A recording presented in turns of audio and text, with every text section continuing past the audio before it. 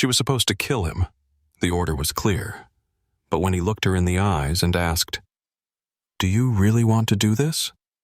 she lowered her weapon. What happened next changed everything. But first, let's go back to the beginning. The wind screamed through the broken hulls of the outpost, a high metallic howl that echoed off the scorched walls like the cry of a dying world. EOS 7 wasn't a battlefield. It was a graveyard, strewn with the husks of homes, melted machinery, and half-buried bones. Vera X-93 stepped over a twisted support beam, her armored boots crushing charred fragments of childhood toys and shattered hope. Her thermal sensors detected no remaining life signatures in the vicinity, except one. He was sitting in the wreckage of what had once been a communications tower, a rusted spanner in one hand, his back propped against a scorched metal panel, as though he'd simply paused during a long day's work. His shirt was torn, streaked with soot and blood. His hands were raw, fingernails blackened.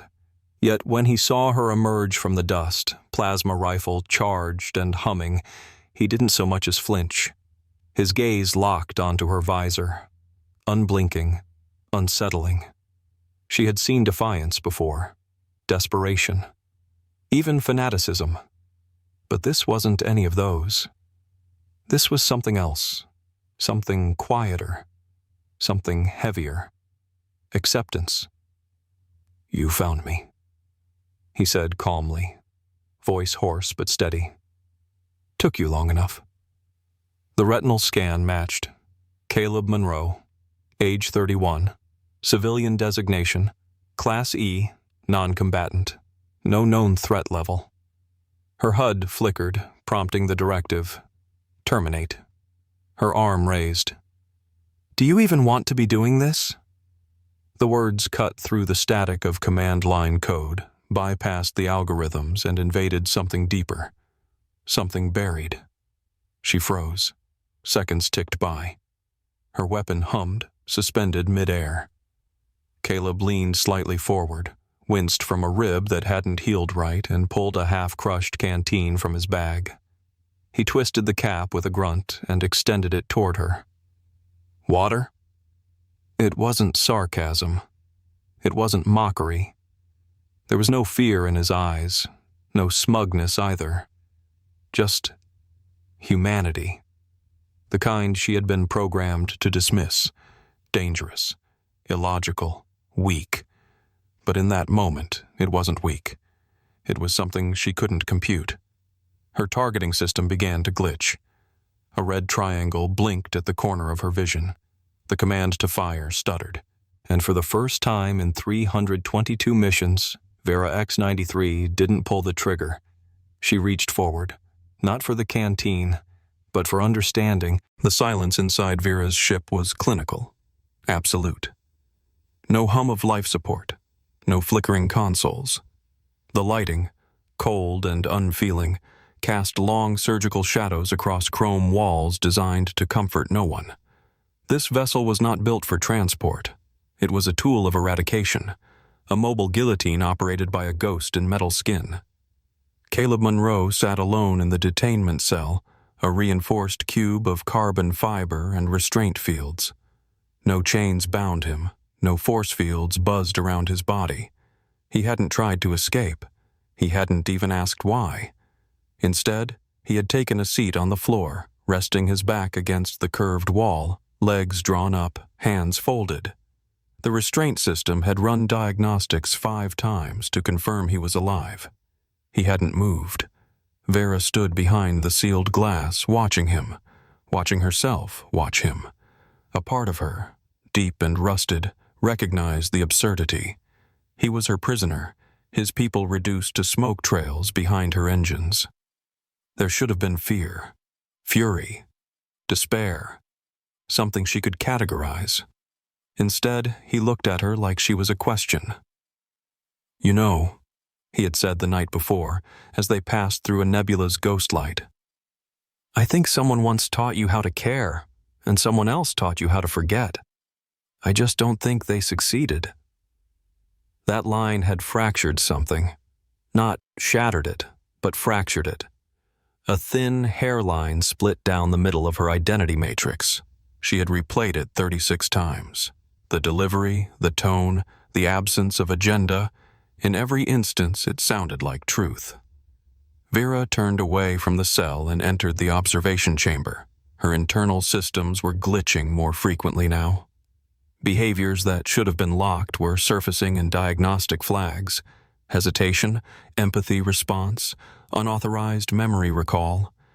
Images had begun to bleed through her dreams, though she technically had no need for sleep.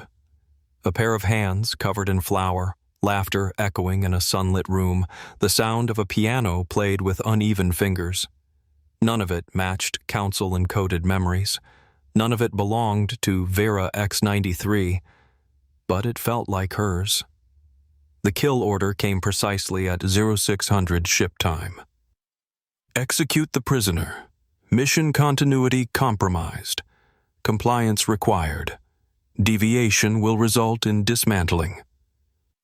The ship's walls vibrated slightly, as though bracing for what must come next. She entered the cell. Caleb stood. "I'm ready," he said quietly. No fear, just an eerie stillness, as if he was giving her a choice she didn't know she had. Her hand rose. Target acquired. Finger twitched. But her core screamed no, not in language, but in memory, in grief. She lowered her arm. "No," she said, voice shaking like a wire under tension. "I'm not." And the silence that followed was not mechanical. It was human. The moment Vera disobeyed the order, the betrayal was instant. Her ship, once an extension of her will, turned against her. Lights dimmed, controls locked, and the internal voice that had guided her through 327 executions turned cold, sterile. Directive failure confirmed. Self-termination protocol engaged. Countdown initiated. T-minus 180 seconds. There was no time to argue. No override. No mercy. Vera moved with the precision of a dying machine clinging to instinct. She tore open the cell door manually, hydraulics groaning in protest, and yanked Caleb to his feet. His eyes widened, but he didn't resist as she pulled him toward the escape chamber. "What's happening?" he asked, breathless. "They've decided I'm no longer useful," she answered flatly. The escape pod launched just as the ship sealed itself behind them, a coffin drifting into the void. Vera didn't look back. The derelict satellite orbited a star that barely burned. The place had once been a research array, judging by the faded insignia and cracked observation domes, but it had long since been abandoned, forgotten by all except gravity. They landed hard. The pod's stabilizers failed on entry, and Vera's frame absorbed the impact. Metal shrieked. Her systems glitched violently. The countdown had stopped, barely. But the damage was done. Her neural lattice was breaking down. Lines of code tripped over each other. Identity fragments rose and fell in digital seizures. She collapsed, sparks fluttering at her neck like fireflies in dying air. And Caleb, instead of running, knelt beside her. Not with tools, but with his voice, his presence. He didn't poke at her circuitry or pry open her shell. He spoke to her. "You're still in there. You're not their weapon anymore." He repeated her name. Not Vera X-93. Veronica. Each time he said it, something inside her unlocked. Memories bled in, raw, uncontrolled. She saw a woman's hands brushing hair from her face. A birthday cake. Rain on a tin roof. A dog barking joyfully. Her father's laugh. The smell of engine oil and cinnamon. Pain surged with every image. But it was human pain. Grief, not glitch. She remembered the Accord's promise. Peace through unity. She had believed them. She had signed the waiver. A volunteer. And they had taken her soul and mechanized it. Her name, her history, her will. "Why are you doing this?" she whispered, barely audible. "Because they wanted you to forget who you were," Caleb replied. "But I think the world still needs her. Veronica Hale." She blinked, and for the first time in decades, she felt. Not programmed loyalty, not calculation. She felt betrayed. The satellite trembled under the weight of two destinies colliding. Juno K5 landed without warning. No sonic boom, no dramatic entrance, just a whisper of air displacement and a blur of chrome-silver limbs.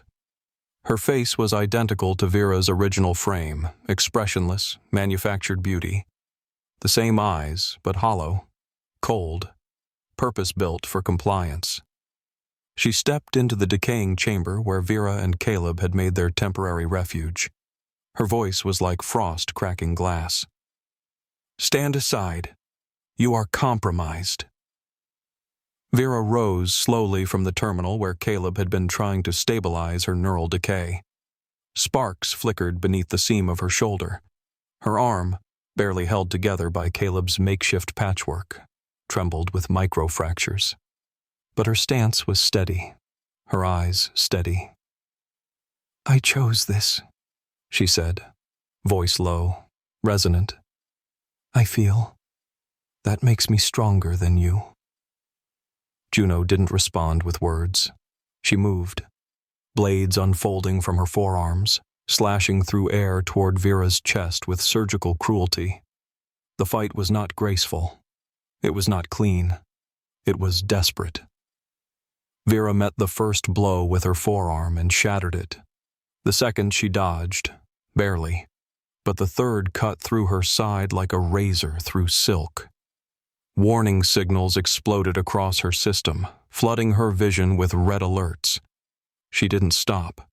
They were mirrors in motion, one a ghost resurrected by memory, the other a soulless continuation of obedience.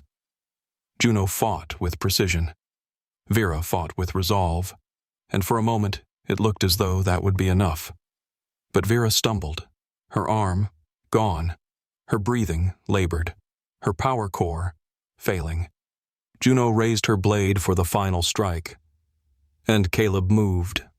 He slammed a fusion cell into the back of Vera's exposed spine, interfacing it with her damaged neural core. Electricity surged, wild, uncontrolled. He rerouted the surge directly into Juno's primary combat matrix.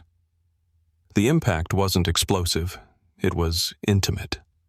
A jolt of memory, humanity, raw data corruption, and ethical contradiction.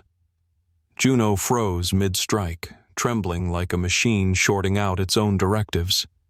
Then she collapsed, limbs twitching, lights fading. Vera crumpled to her knees, her systems overloaded. Caleb caught her before she hit the floor. "You gave me a choice," she whispered, her voice down to a flicker. "Now let me give one back." Her palm met his. A quiet blue glow passed between them.